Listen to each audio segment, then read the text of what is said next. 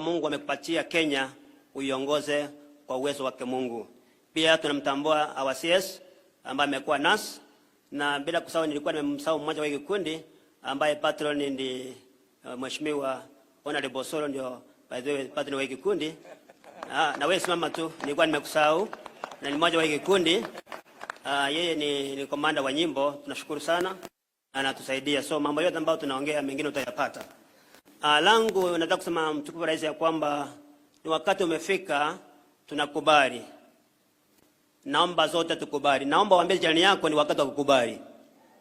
Ambia jirani yako ni wakati wa kukubali. Asante. Na maanisha nini?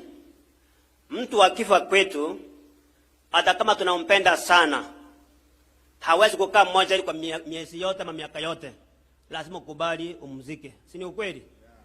Na sasa mara tumemaliza ukurasa wa kura, tukubali kwamba yameisha, tuchenge taifa letu la Kenya.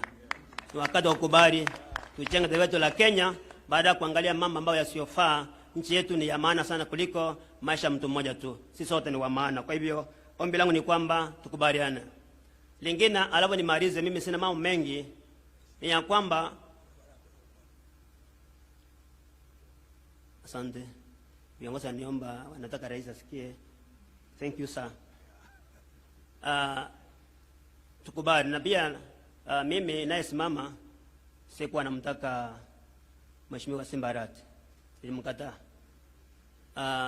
Lakini wakati alichukua, ilibidi mtafute nimwambie mzee tuongoze. Tuongoze. Nilikubali.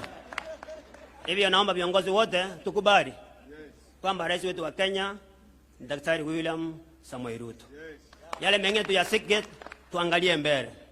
Na hata wale MCS wako chini ya Mheshimiwa Simba Arati, kubali tu yaishe. Tuchenge taifa letu la Kenya. Hili ndio mbili tu kama kanisa, tukubali. Pia letu kama wachungaji na wale wengine wanakaa pale, sisi kazi yetu ni mambo ya kiroho. Tunaangalia milango ya kiroho. Mimi naomba waheshimiwa mlio hapa chini ya rais wetu, angalia milango ya serikali ya rais wetu. Angalia milango yake isiharibike.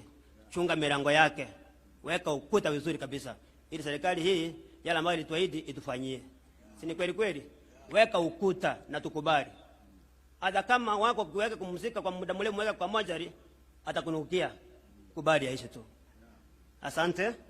La mwisho rais, vile umesikia, last time tuliongea na wewe, tukwambia kwamba